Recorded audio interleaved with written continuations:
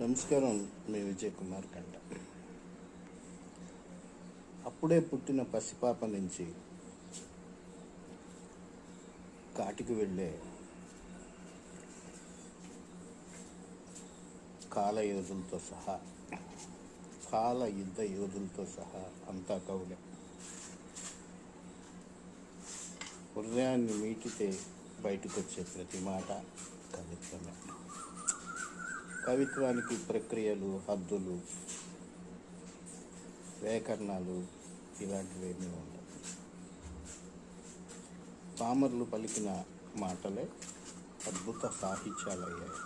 ఉదాహరణకి అన్నమయ్య సాహిత్యం. ఈరోజు ప్రపంచ కవితా దినోత్సవం సందర్భంగా కవులందరికీ శుభాకాంక్షలు. జానపదం ఒక సాహిత్య నిలయం. అంటే గ్రామాలు, పంట చేలు,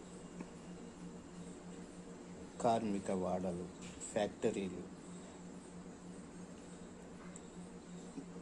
ఆటోమొబైల్ రంగం, ఇవన్నీ కూడా కవులకు నిలయాలి.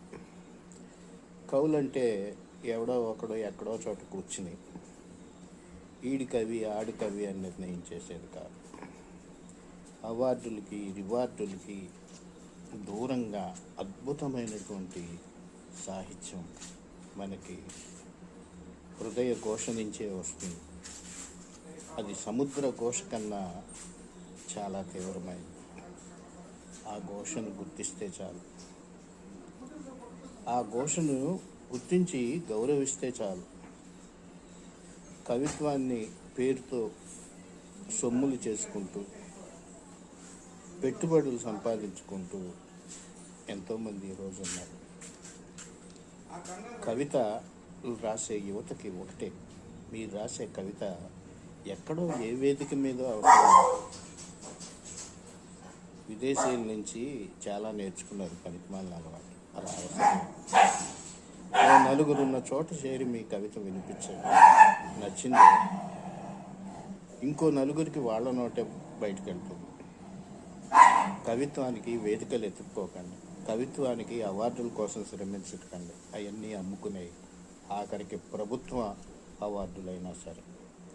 కాబట్టి అంటే ప్రభుత్వం మీద విమర్శ కాదు, ప్రభుత్వం అమ్ముకుంటుందని కాదు, వాటిని ఎంపిక చేసే సభ్యులు వ్యవహరించే తీరు అలాగే ఉంటుంది. అందరికీ ప్రపంచ కవితా దినోత్సవ శుభాకాంక్షలు. మరొక విషయం, మీ సెల్ ఫోన్ స్టేటస్ మీ కవిత్వానికి